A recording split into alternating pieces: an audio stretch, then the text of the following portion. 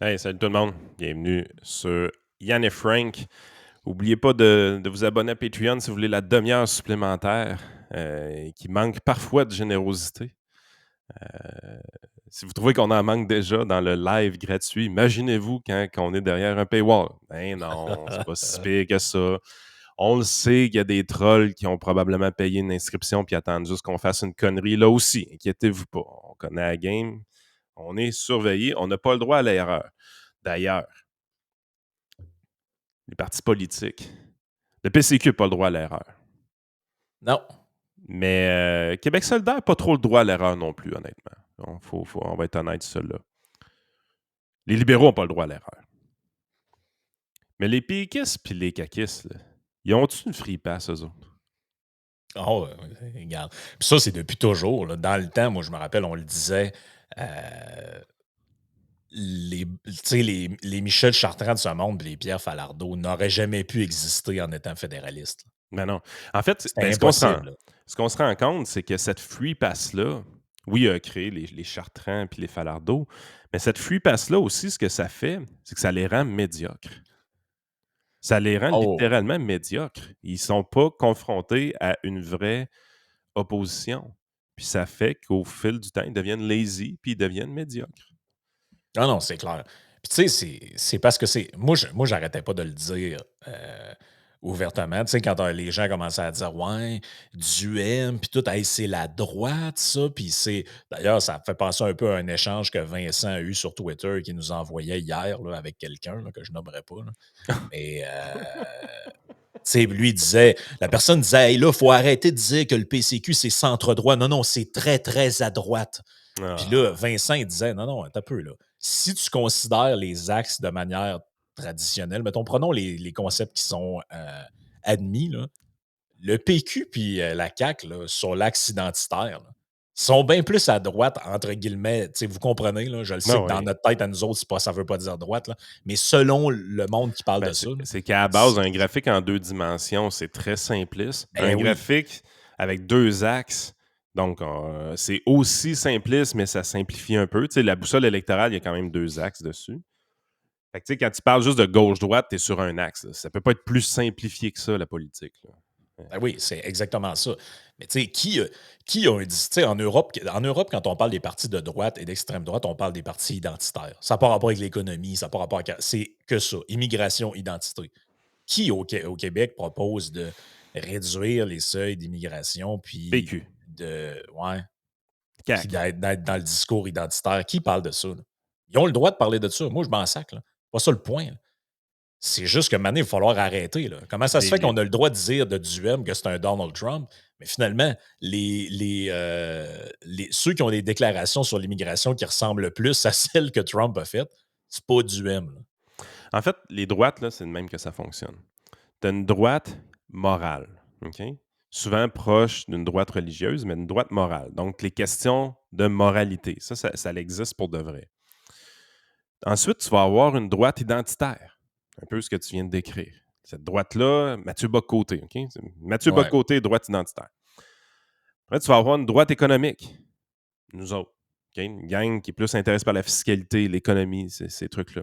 Puis, tu vas avoir une droite qui est libertarienne, qui va éventuellement parler de sujets comme légalisation de la marijuana. Donc, c'est plus sur des questions sociales, mais tout le contraire de la gang de la droite sociale. Fait que quand tu arrives, tu essaies de faire un parti politique de droite, là, ces 4 mouvances-là existent pour de vrai. Ouais. Puis ils vont La gang de, tourner lib- autour d'une manière ou d'une autre. Là. la gang de libertariens n'aime pas la gang de la droite sociale, généralement. OK? La gang de libertariens aime beaucoup la gang de droite économique également. Puis les identitaires, ils représentent souvent beaucoup de votes dans cette histoire-là. Fait qu'ils sont parfois tolérés par la gang d'économiques ou les libertariens, mais parfois, les libertariens, souvent, ils ne veulent pas rien savoir de l'identitaire non plus. Les plus sectaires de la gang, c'est les libertariens, by the way. Fait que, Ben, tu sais, un peu la magie qu'avait réussi à faire Stephen Harper en alliant le exactement. Reform avec l'Alliance canadienne puis le Parti progressiste conservateur. Tu sais, c'était prendre trois mouvances un peu différentes avec des gens là-dedans que autant... Puis tu le vois aujourd'hui, là, avec la course qu'il y a eu à la chefferie des conservateurs, tu pouvais te ramasser autant avec une Leslyn Lewis qu'un Jean Charest. Exactement. On ratisse large en maudit. Là. Ben, ça, c'est Exactement. possible par quoi? C'est possible par l'alliance qu'il a réussi à créer. En général, ça prend tout le temps un peu une figure un peu rassembleuse là, qui amène les gens. Mais là, on le voit. Là, la tendance qui est poussée de l'avant par, mettons, l'élection de Poilievre, c'est beaucoup plus vers, j'allais dire, droite économique slash libertarien que vers l'identitaire. Puis moi, j'ai écouté tous les discours de Poilievre que j'ai pu voir. Là, puis à aucun moment, ce gars-là, il parle des affaires d'immigration. Puis tout, sa blonde, c'est une immigrante vénézuélienne. Je veux dire, on n'est pas là pantoute. Là. Ça n'a pas rapport pantoute avec ce que les gens peuvent. Moi, en tout cas, je n'ai pas vu de droite morale La, là-dedans ou identitaire. Là. la première fois que j'ai trouvé que le parti de Maxime Bernier, là, le Parti populaire, là, a complètement dérapé puis que j'ai décroché complètement. Parce que là, on est à l'époque où est-ce que c'est des chefs très, très, très mous à la tête des conservateurs. Là. Oui. On essaie de faire plaisir aux journalistes, on essaie des Red Tory, comme on dit dans l'expression. Fait que c'était pas l'époque glorieuse des conservateurs. Ils se faisaient battre par Justin Trudeau à cause de ça, principalement. Ouais, il faut le faire. Là. Fait que là, le parti Maxime Bernier montait, puis tu sais, Maxime Bernier avait eu des thématiques très libertariennes, très droite économique dans sa campagne à chefferie du Parti conservateur. Parce que Puis, juste dire aux gens qui s'en rappellent pas ou qui n'ont pas suivi cette époque-là, à l'époque, l'enjeu, Scheer versus Bernier, il y en a un qui est pour la gestion de l'offre et l'autre qui est contre. c'est devenu C'était un ça la enjeu. grosse histoire. Là. Puis c'est devenu Donc, un enjeu un à truc cause de la économique. Là. structure. Mais oui, un truc économique, puis c'est devenu un enjeu aussi à cause de la structure du vote. Puis Bernier n'avait pas assez vendu de cartes de membres pour contrer le fait que l'UPA a acheté des cartes de membres avec ses gens pour aller le bloquer carrément. Qui a été pour un syndicat, parce que c'est un syndicat, l'UPA, qui a été une stratégie syndicale très audacieuse, mais on ne peut pas nier le fait que ça a fonctionné pour de vrai. Donc, la seule façon que Bernier aurait pu avoir de contrer ça, c'est faire un peu ce que Poilievre a fait dans la campagne de la chefferie, vendre un shitload de cartes de membres. Okay. Bernier n'avait pas vendu assez carrément. Fait qu'il il a été exposé à une faiblesse, puis c'est que justement un syndicat pouvait venir le bloquer en achetant des cartes de membres. Inquiétez-vous pas, là, les agriculteurs de l'UPA sont plus membres conservateurs aujourd'hui. Mais fait que là, il y a eu le schisme avec Bernier, là, il a fait son parti, c'était cute, le parti était une fondation libertarienne / droite économique. Ah oui, au début, on a tout. Je veux dire, moi, j'ai embarqué dans le bandwagon au début. Là. Je me disais, non, ça n'a pas rapport. Là. Les conservateurs, ils prennent une traque qui est pas intéressante pantoute. Puis au départ, Bernier, il n'y avait rien d'identitaire puis de néo-identitaire là-dedans, puis toute la patente. Mais je pense que À un moment l'événement. donné, il a viré anti-immigration. Puis là, j'ai fait « What the fuck, man? Mais Qu'est-ce ça qui se commence. passe là? » Moi, l'élément déclencheur, là, ça a été le tweet un peu par rapport où il disait que Greta, c'était une petite autiste. Puis Ouais. ça a commencé avec des affaires un peu weird. T'sais. Puis au début, tu fais comme, ah, OK, là, c'est le gars qui gère le compte qui l'a échappé. Mais maintenant, c'est une après l'autre, après l'autre, après l'autre, après l'autre. Puis ça n'enlève pas que, oui, Bernier fait partie de la gang qui s'est tenu debout pendant la pandémie. Puis regarde, Ouais. moi, je trouve que quand même, je veux dire, je ne lancerai pas toutes les pierres là-dedans, mais je pense qu'il a été défocusé. Puis d'ailleurs, tu le vois, là, c'est ça qu'on voulait parler. Le sondage d'Angus Reid qui est sorti, c'est une catastrophe pour eux autres. C'est très bon pour les conservateurs, par contre. Là. Mais j'ai les résultats ici, les pauses, parce qu'on parle beaucoup du Québec, mais n'oubliez pas qu'on a un gouvernement minoritaire qui tient de la broche. Là. Puis là, on a un nouveau chef conservateur. Donc là, près de 5000 répondants pour ce sondage-là pan-canadien fait par Angus Reid. Et les résultats qu'on a, je les nomme parce qu'il y en a qui ne voient pas, sont juste en audio. Parti conservateur du Canada, 37 les libéraux à 30 les néo-démocrates à 20 le Bloc québécois à 7 le Parti vert à 3 autres à 1 et People's Party à 1. C'est Donc, terminé, là. C'est fini. c'est. L'expérience Maxime Bernier est terminée. Ce qui est une bonne nouvelle fondamentalement. Ça, c'est ce que ça veut dire, c'est que le vote de contestation que ces gens-là représentaient, qui était une insatisfaction profonde envers les conservateurs fédéraux, a été pas mal réglé avec l'élection de Poilievre. Donc, de débarquer au Toul, c'était un bon move des députés conservateurs. de faire une course à la chefferie et finalement de faire gagner Poilievre au premier tour. Tout ça. Puis d'avoir eu aussi Jean Charest dans cette course à la chefferie-là, parce que ça a permis de donner plus d'exposure à Pierre Poilievre puis de faire connaître plus ses opinions rendues là. On s'est ramassé vraiment avec un désintérêt total vers le PPC parce que Poilievre est issu d'exactement la même base électorale conservatrice que Bernier avait pour créer son parti dès le départ. C'est les mêmes personnes. Ce qui a changé dans le parti de Maxime Bernier, parce qu'il y a de quoi qui a changé, c'est qu'à un moment donné, on a voulu virer ça identitaire. Puis c'est vraiment ça qu'ils ont essayé de faire. Puis ils se sont ramassés avec un autre type de militants quand ils ont viré ça identitaire. Puis quand la pandémie est arrivée, ben on sait ce qui est arrivé. Prenez juste dans les mouvements conspirationnistes. La meute est disparue à un moment donné, la meute. On a arrêté d'entendre parler de la meute. Ça, c'était la gang anti-immigration solide qu'il y avait au Québec. Puis pouf, un moment donné, les farfadets sont arrivés. C'est le même monde. Ouais, c'est ça. C'est le Oh, même ouais, monde. Le mouvement de contestation anti-immigration fortement identitaire a une branche très forte à l'intérieur des conspirationnistes. Ouais. Fait que c'est ça qui a amené le parti à Bernier avec sa base militante qui a changé, parce qu'il a carrément changé de base militante. Il est sorti du libertarianisme, il est sorti du Parti de l'économie, il est allé vers l'identitaire. Quand la pandémie est arrivée, oui, il s'est tenu debout par rapport aux mesures que ça n'avait pas d'allure, mais en bout de ligne, sa base militante très identitaire a viré conspirationniste, puis lui aussi a viré conspirationniste. Ça, En c'est le tout bout cas, qui est freakant là-dedans. Là. y a-tu viré lui-même? Je le sais pas, mais en tout cas, il instrumentalise ce truc-là, ça me paraît évident.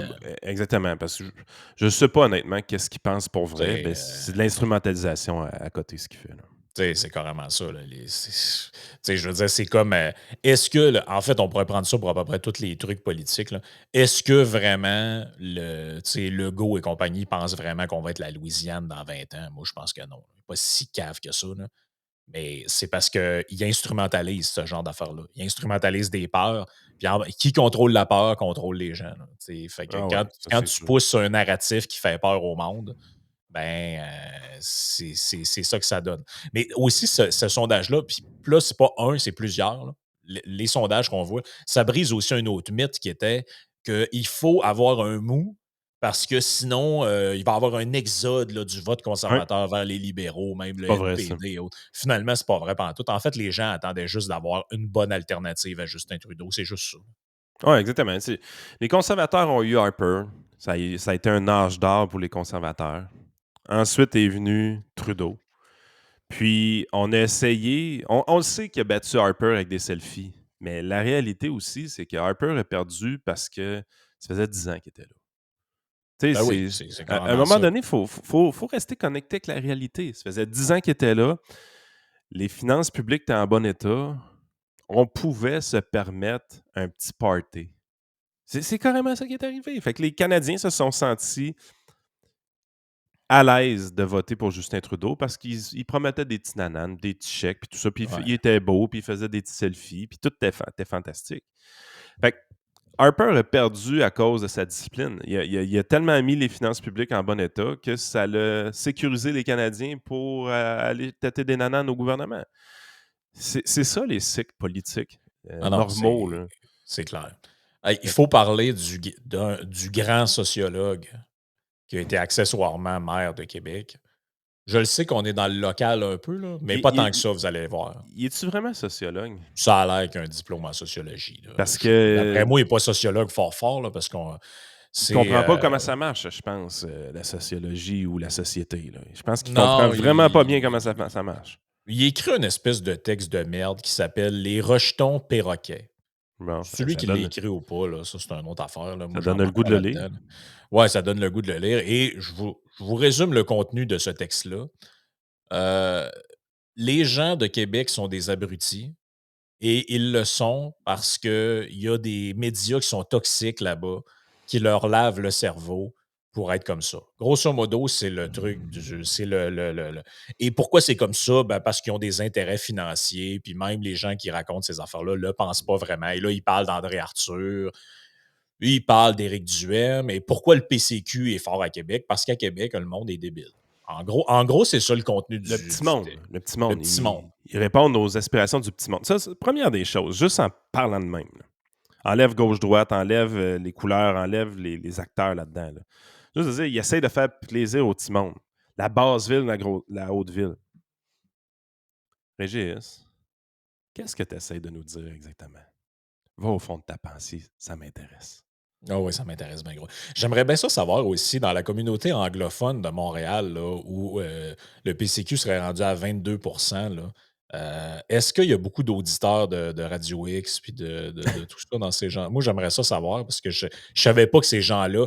Parce que si c'est vrai, au moins, on va pouvoir arrêter de parler de l'anglicisation parce que ça veut dire qu'ils sont tous parfaitement bilingues, ils écoutent de la radio francophone qui leur ont lavé le cerveau. Faudrait le savoir. Puis quand tu regardais la liste des donateurs là, du PCQ là, au DGE, là, DGEQ, et qui avait pratiquement que des noms à consonance grecque et anglophone et immigrantes, là, est-ce que c'est tous des auditeurs? Là, un moment donné, il va falloir qu'ils arrêtent avec ce genre d'affaires-là. C'était la même chose pendant la pandémie. Parce qu'au début, rappelle-toi que, ah ouais, mais le PCQ, c'est juste les conspirationnistes. Puis là, tu m'as dit, ils sont rendus, il y a des sondages qui émettent à 20. C'est parce que là, il n'y a pas une personne sur 5 au Québec qui est conspiré. Arrêtez, là. Il faut que tu aies une définition large en sacrament du Ben, conspirationnisme pour avoir ça. t'es obligé d'accoucher avec une affaire comme à l'UNESCO, là. Que Ah genre, oui. si tu penses que les médias, des fois, ils exagèrent, ben, t'es conspirationniste. Maintenant, arrêtez, là. Faut juste arrêter, là. Faut Mais juste tu sais, arrêter avec ça, là. ce qui est profond là-dedans aussi, c'est que il y a une incompréhension totale de c'est quoi une mosaïque politique normale. Une mosaïque politique normale, c'est que tu as de la gauche bien représentée dans les médias et tu as de la droite bien représentée dans les médias, puis les gens ont accès aux deux. Ben La oui, ville de Québec, là, quand tu regardes la mosaïque radiophonique, parce que c'est les radios le problème, là, c'est pas la télé, là, c'est la radio le problème apparemment. Parfait, on va regarder la mosaïque. C'est quelle la station de radio numéro 1 dans la région de Québec? C'est-tu Radio X? Moi, je pense pas. La numéro 1, c'est pas eux autres. C'est Radio-Canada. C'est fucking Radio-Canada, la station numéro 1 de la région de Québec. mhm. C'est-tu de la gauche, ça? Ah non, non, non, c'est du journaliste neutre. Fuck you. OK? C'est de la gauche. On va Mais mettre les c'est surtout que les médias, là, ils descendent pas du ciel, les amis. Les médias et leurs discours émergent de quelque chose. Ils représentent quelque chose. La région de Québec n'est pas plus conservatrice et plus de droite parce qu'il y a des médias de droite. Elle a des médias de droite parce qu'elle est plus conservatrice et de droite. C'est ça la réalité. Ça, c'est de la Puis sociologie, elle est les amis. normale. La région de Québec est tout simplement normale. La région de Montréal, c'est quoi les. Puis je dis elle est normale, elle n'est pas tout à fait normale parce qu'il n'y a pas de médias écrits de droite dans la région de Québec. Il n'y a pas de médias Absolument. télévisuels de droite dans la région de Québec. Il y aurait eu une opportunité, la petite gang de nouveaux. Tu sais, tu te dis, regarde, tu as Radio-Canada, tu as TVA, on pourrait peut-être avoir un bulletin de nouvelles régional qui serait cool avec Nouveau Info, parfait. Est-ce qu'on a été recruter des gens à droite du spectre politique? Ben non, on est allé chercher un gars comme Jean-Simon Buis, du FM 93, qui est plus à gauche que la gauche. Tu fais, OK, Mais vous non, mais voulez. c'est ça.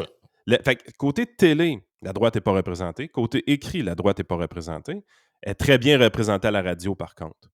Mais la gauche est bien représentée à l'écrit, bien représentée à la télé, bien représentée à la radio également. C'est Radio-Canada qui domine la région de Québec. Quand tu vas à Montréal, c'est quoi les médias de droite à Montréal? Ben, il y en a un média de droite à Montréal. Il s'appelait Radio X l'année passée. Quand tu arrivais et tu avais 13 000 écoutes en live sur Internet de Jeff Fillion, puis quasiment toutes les adresses IP étaient de la région de Montréal, ben, on pourrait dire que c'est un média de droite à Montréal, mais c'était le seul. Ben, Yann, on est pas mal à notre petit niveau rendu là aussi, là. On en Ben a oui. plein des auditeurs qui viennent de la rive nord de Montréal, rive sud de Montréal. Moi, je suis à Laval, moi, je suis sur l'île. Et ces gens-là nous écoutent parce qu'on est le seul média ou à peu près qui ont trouvé facilement accessible où ils peuvent écouter sur YouTube, sur Spotify, sur Patreon, peu importe, et ils nous suivent. Et j'avais une auditrice qui m'écrivait ce matin en privé pour dire, justement, on parlait de ça. Et elle disait, écoute, regarde, je peux même te relire une partie de ce qu'elle me disait. Elle me dit, ta, ta, ta, ta, ta, à mon centre où elle travaille, les profs il y a des Noirs, il y a des Arabes. Moi-même, je suis une franco-algérienne et beaucoup votent pour le PCQ. Il y a aussi des Roumains, même chose. À la manif du week-end dernier à Montréal, il y avait plein de gens du Parti conservateur et j'y étais. J'ai voté pour la première fois de ma vie lundi. Ben, Ça, c'est c'est ça. c'est-tu des édentés, Non, non. privilège blanc, puis Puis ça, c'est un data qu'on n'a pas, évidemment, mais il y a combien de personnes qui, justement, lundi ou par anticipation, peu importe, qui vont qui vont aller voter pour la première fois depuis bien des années? Parce que voter contre quelque chose, ça motive une certaine partie de la population, parce que quand tu votes contre, techniquement, c'est un vote stratégique. mmh Mais voter pour un parti qui t'a réellement séduit, c'est quelque chose qui est fantastique, mais c'est quelque chose aussi qui stimule beaucoup plus de gens, puis qui donne plus d'intérêt à aller voter à plusieurs personnes. Il y a combien de gens qui vont aller voter pour la première fois grâce à la présence d'Éric Duhaime et du Parti conservateur? ben oui, Il y en a plusieurs.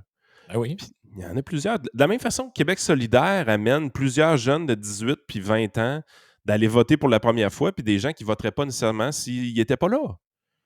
Ces partis-là, de représenter une partie de la mosaïque politique, c'est quelque chose qui est fort pertinent et qui est fort important. Moi, ben pensez-vous oui. que je souhaite la mort de Québec solidaire demain matin, même si toutes leurs idées, c'est de la merde dans ma tête ou presque? Ben non!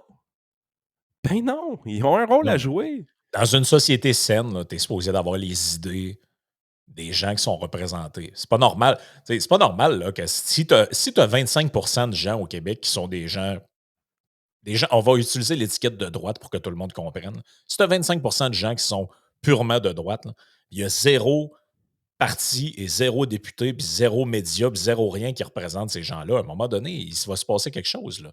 Ben, Il va c'est se ça. passer que ces gens-là vont se tourner vers. Puis là, ça explique la montée de gens comme nous. Ça explique avec un discours différent. Puis là, les gens sont là. Ah, ben, j'aimais ça les podcasts, mais finalement, les podcasts avec des humoristes qui comptent des jokes de pète, j'avais fait le tour un peu.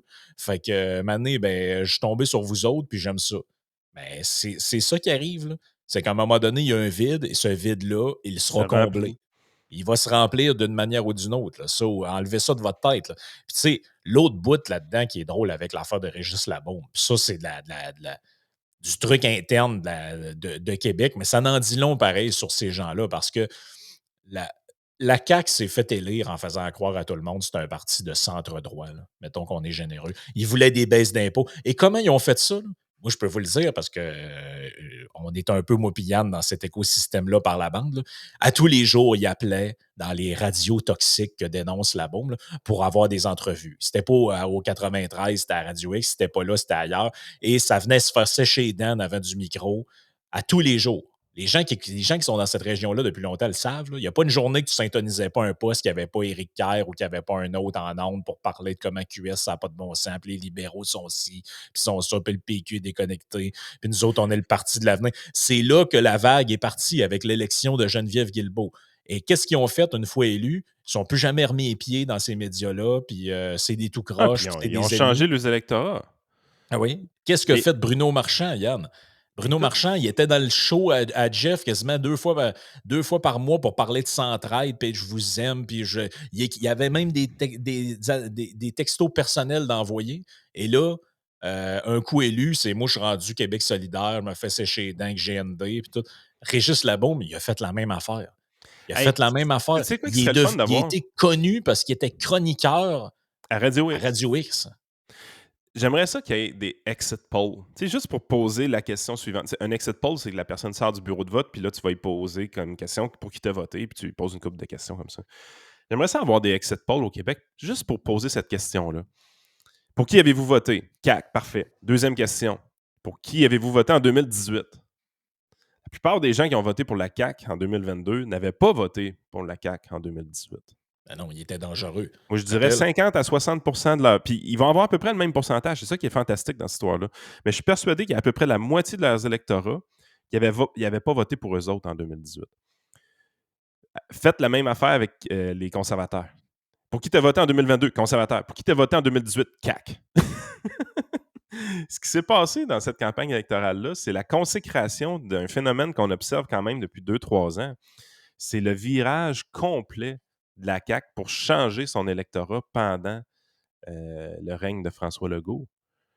Ils ont Ah non. été élus par l'électorat présentement d'Éric Duhem. Donc un électorat relativement jeune, père de famille, mère de famille, pick-up, minivan. C'est pas pour rien qu'ils avaient le troisième lien dans leur programme électoral en 2018. Ah Puis oui. c'est pas pour rien qu'ils le défendaient avec beaucoup de vigueur. Puis c'est pas pour rien que c'était un pont à l'est, by the way, aussi. C'est parce que c'est ça qui faisait Ben du oui, sens. puis il disait que c'était le parti des familles, puis on aimait beaucoup montrer Geneviève Guilbeault avec sa famille, puis le Mathieu Lacombe, et d'ailleurs aujourd'hui c'est devenu la même chose, là. Mais c'est une autre affaire. Mais tu sais, regarde, c'est incroyable. Moi, j'en reviens pas que ces gens-là, parce que le monsieur, il a quand même la mémoire courte, là. Mais c'est Régis quand Labaume, on a-tu déjà vu ça au Québec, un parti qui change d'électorat comme ça? je sais pas. Tu sais, À mon Québec solidaire n'a avis, jamais changé d'électorat. Les partis québécois, ça n'a jamais changé d'électorat.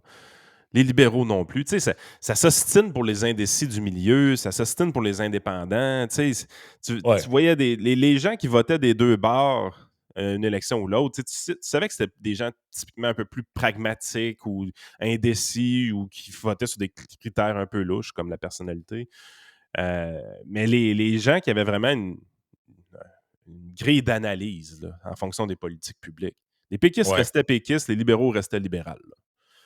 Mais c'est ça. Je pense que quand on arrive avec la CAQ, c'est tu dis non, eux autres, c'est un parti de pouvoir.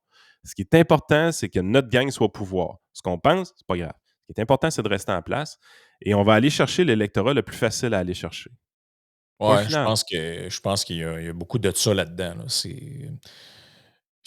Moi, je trouve ça a pas de classe, honnêtement, là. Tu sais, à un moment donné, c'est renier à ce point-là ta base, puis les gens surtout, tu sais, je veux dire, Régis Labaume, là, c'est un ancien candidat du PQ oublié, que personne ne savait c'était qui. Il est devenu chroniqueur à Radio X. Il était aussi chroniqueur à Radio Pirate. Il arrivait là avec des petites boîtes de muffins, il était donc content. Mais maintenant, il y a quelqu'un qui a fait l'affront d'aller se présenter contre lui à la mairie. Il l'a jamais pris, puis aujourd'hui, il est encore stické là-dessus. Ouais, radio toxique, c'était ça l'histoire. Là. Ben, c'est ça l'histoire de la patente, là. Le monsieur est en blessure narcissique. Dans sa principauté, là, il y a quelqu'un qui a essayé de se présenter contre le roitelet, là. C'est ça l'histoire, là. Tu sais, à un moment donné, il faut arrêter, là. Hey, avant de s'en aller sur Patreon, il fallait que je te parle de quelque chose. Les États-Unis, ça, entre autres à cause de Trump, c'est des malades qui mettaient des gens dans des cages, ça, quand Ouais. aux frontières. Tu sais, les gens. Séparait Parce que les femmes des enfants. ouais, ben les immigrants illégaux là, qu'on appelle aujourd'hui les migrants, là, qui arrivent aux frontières là, avec le sac en plastique, puis il n'y a rien. Là.